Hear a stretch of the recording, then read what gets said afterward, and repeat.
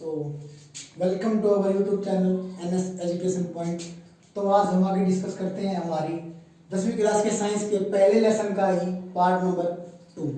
हमने जैसे रासायनिक अभिक्रियाएं क्या है, इनके टाव जो हमारे क्या होती है, समीकरण को संतुलित करना, कैसे हम रासायनिक अभिक्रिया को लिखते हैं, इन सब के बारे में अपने पार्ट 1 में डिस्कस कर चुके हैं। तो आज हम डिस्कस करते हैं रासायनिक अभिक्रिया के प्रकार। देखो, हमने पिछली कक्षा में पढ़ा था कि जो रासायनिक अभिक्रिया है उसके अंदर कोई भी परमाणु है तो किसी परमाणु में मिलता है ना कुछ और। वे क्या करते हैं, वे आपस में मिलकर एक नए उत्पाद का निर्माण करते हैं। तो वैसे हम बात करें रासायनिक अभिक्रियाओं के प्रकार की, तो इसके अंदर हमारी सबसे पहली टाइप आती है संयोजन अभिक्रिया। क्या आती है हमारी? संयोजन अभिक्रिया। संयोजन अभिक्रिया जिस अभिक्रिया में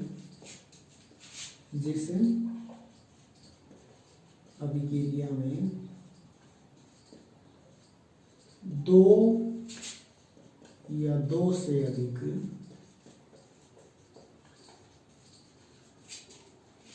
तत्व व यौगिक मिलकर एकल तत्व का निर्माण करें,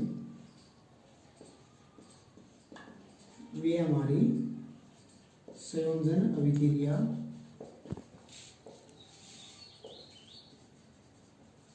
कहलाती है। संयोजन अभिक्रिया कहलाती है। इसका उदाहरण लें, C प्लस में O2 हमारा हो गया CO। ये हमारी क्या होगी? संयोजन अभिक्रिया। तो हमारे इसके अंदर दूसरी आती है हमारी ऊष्माक्षेपी अभिक्रिया। ऊष्माक्षेपी अभिक्रिया। देखो, ऊष्माक्षेपी अभिक्रिया की बात करें तो जिस अभिक्रिया में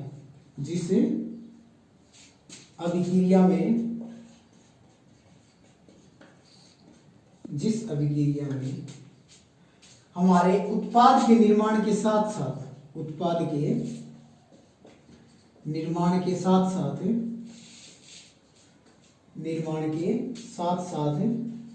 क्या हो, हमारी ऊष्मा का उत्पादन हो, वह हमारी क्या होती है? ऊष्माक्षेपी अभिक्रिया होती है। जैसे अगर हम बात करें तो हमारी श्वसन है वो भी एक ऊष्माक्षेपी अभिक्रिया है। जैसे हम इसका उदाहरण लें, हमारा ग्लूकोज हो गया C6O6 प्लस में 6O2, ये हमारा हो गया प्लस में, ये हमारी श्वसन की विधि है, वह भी एक ऊष्माक्षेपी अभिक्रिया है, जिसके अंदर हमारा ग्लूकोज और ऑक्सीजन किसके अंदर टूटता है? कार्बन डाइऑक्साइड और जल के अंदर। उसके बाद तीसरे नंबर पर आती है हमारी वियोजन अभिक्रिया।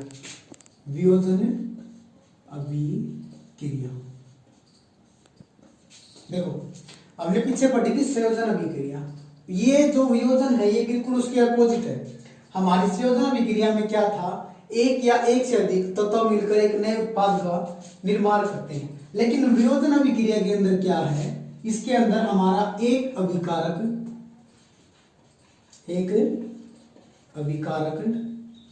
दो या दो से अधिक उत्पादों में टूट जाता है।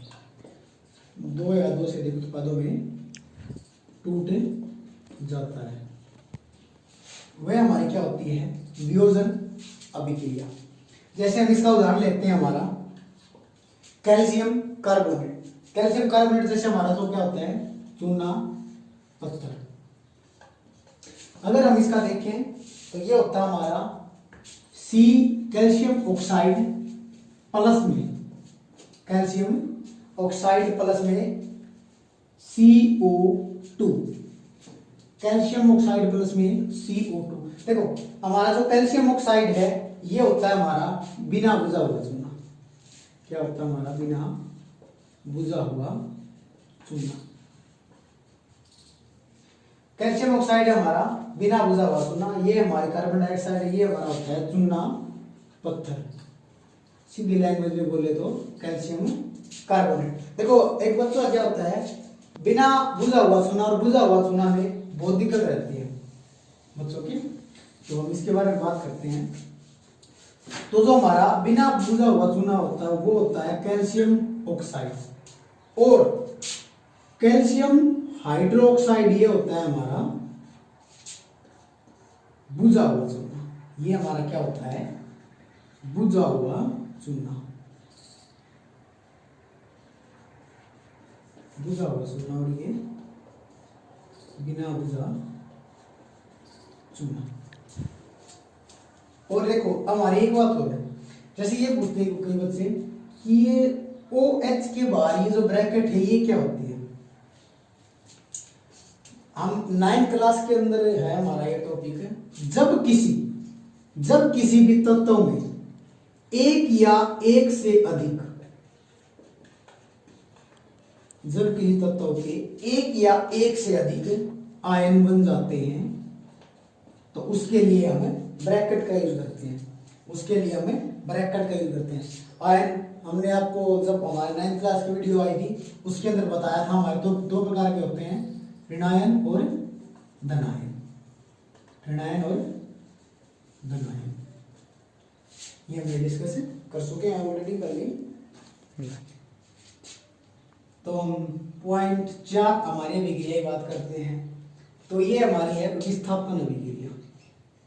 विस्थापन अभिक्रिया, विस्थापन अभिक्रिया बहुत इंपॉर्टेंट अभिक्रिया है भाई ये 10th क्लास के अंदर। इसका आपको क्वेश्चन मिलेगा ही मिलेगा पेपर के अंदर। तो देखो विस्थापन, देखो नाम से पता चल रहा है विस्थापन यानी कि किसी ने जो खिसकाना। तो तुम्हारा इसके अंदर क्या होता है, जब ज्यादा अभिक्रियाशील धातु या ज्यादा अभिक्रियाशील तत्व कम अभिक्रियाशील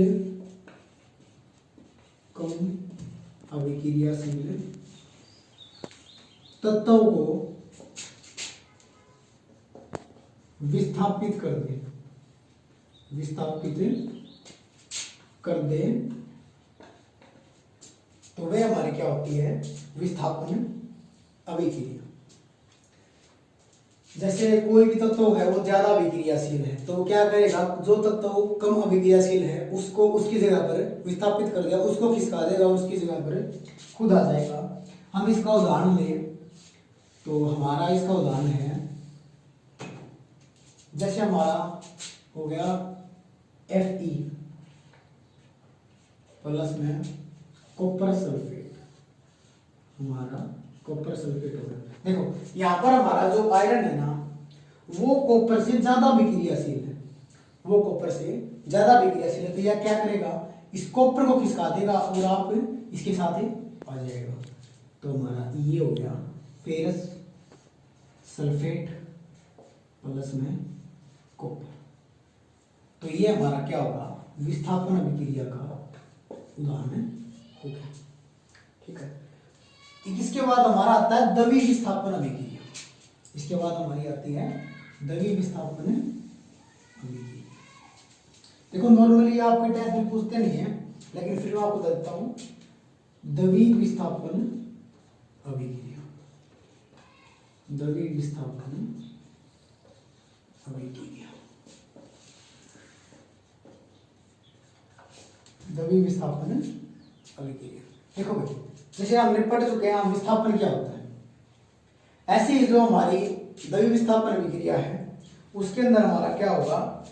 देखो जो हमारे अभिकारक होते हैं ना, जो क्या होते हैं हमारे अभिकारक होते हैं, जो हमारे अभिकारक होते हैं उनके जो आयन होते हैं, अभिकारकों के आयन, अभिकारकों के जो आयन होते हैं उनके बीच आदान प्रदान होता है। उनके बीच क्या होता है? आदान प्रदान होता है। इनके बीच जो हमारे अभिकारक होते हैं उनके आयनों के बीच क्या होता है? आदान प्रदान होता है। उनके आयनों के बीच आदान प्रदान होता है, उसे हमें द्रव्य विस्थापन अभिक्रिया कहते हैं। जैसे हम उसका उदाहरण दें तो उसका उदाहरण हो गया हमारा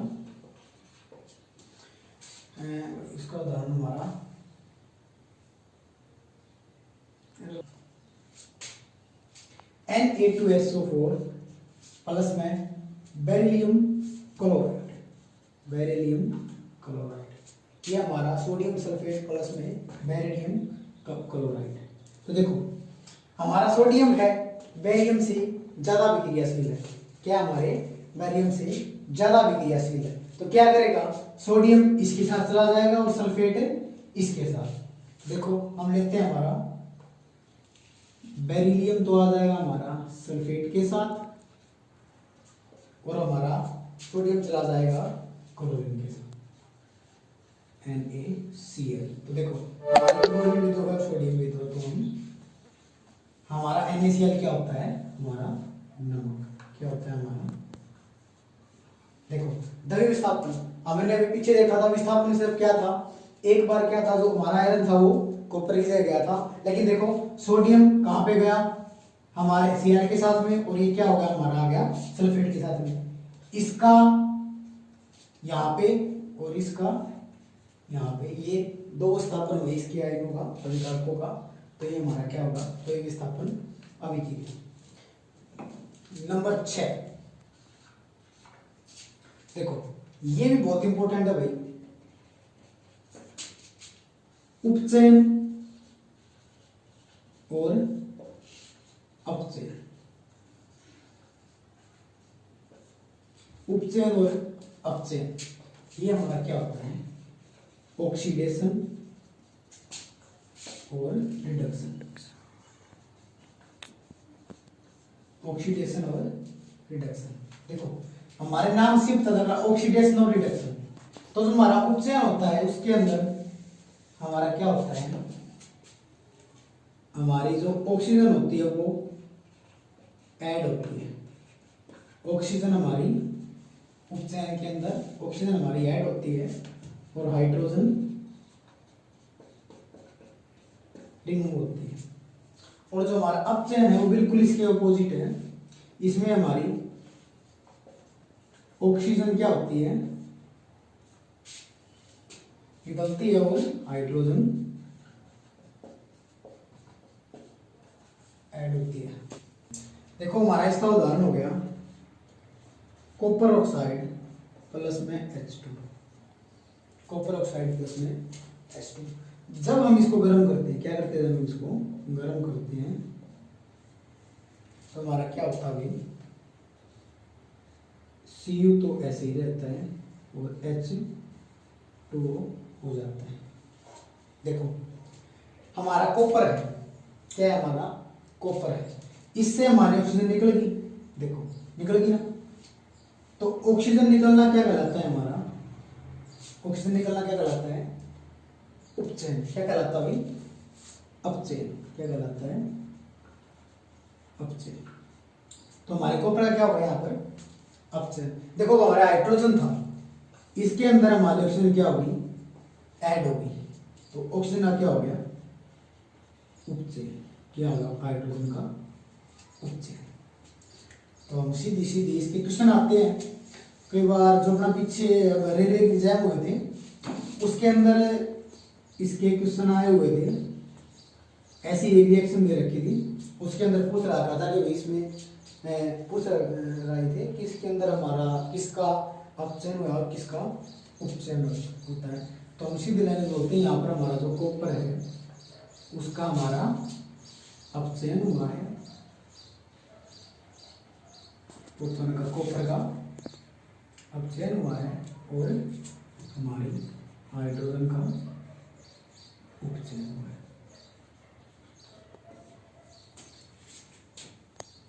तो उसके बाद हमारी सिर्फ एक और रहती है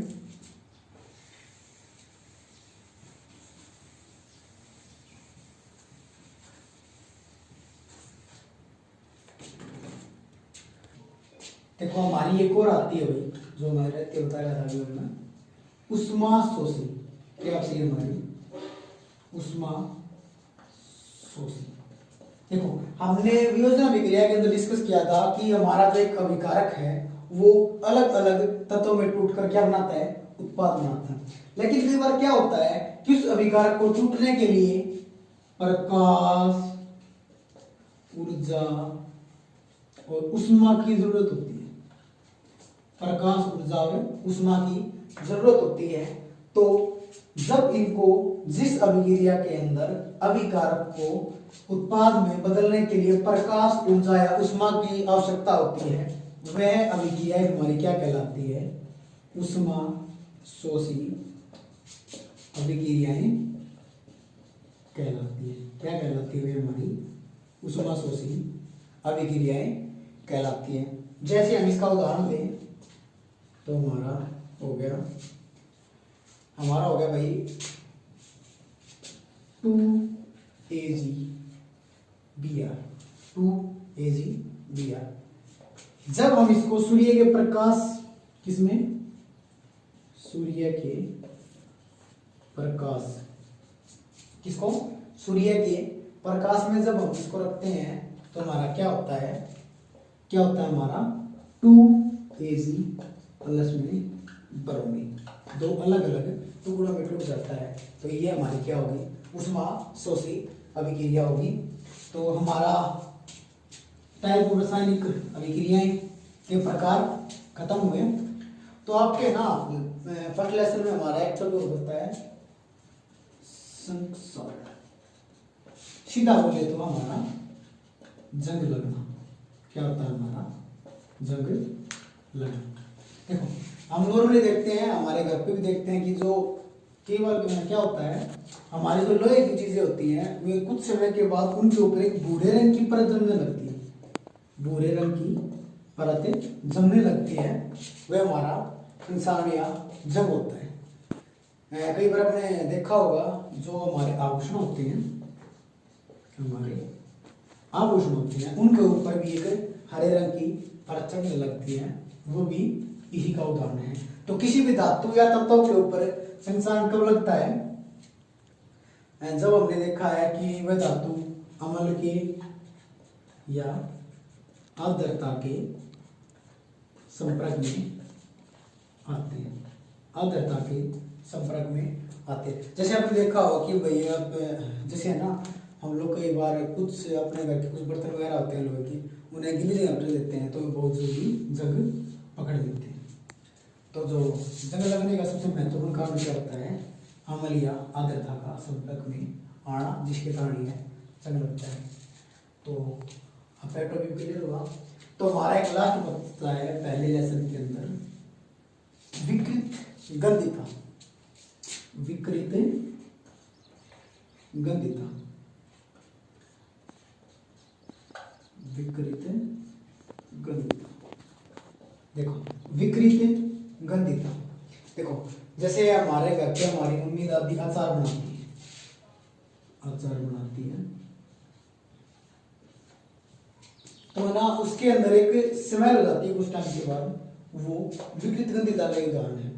जैसे हम जो चीजें अम्लीय होती है, खट्टी होती है, जो चीजें अम्लीय होती है, खट्टी होती है या ज्यादा मसालेदार हो,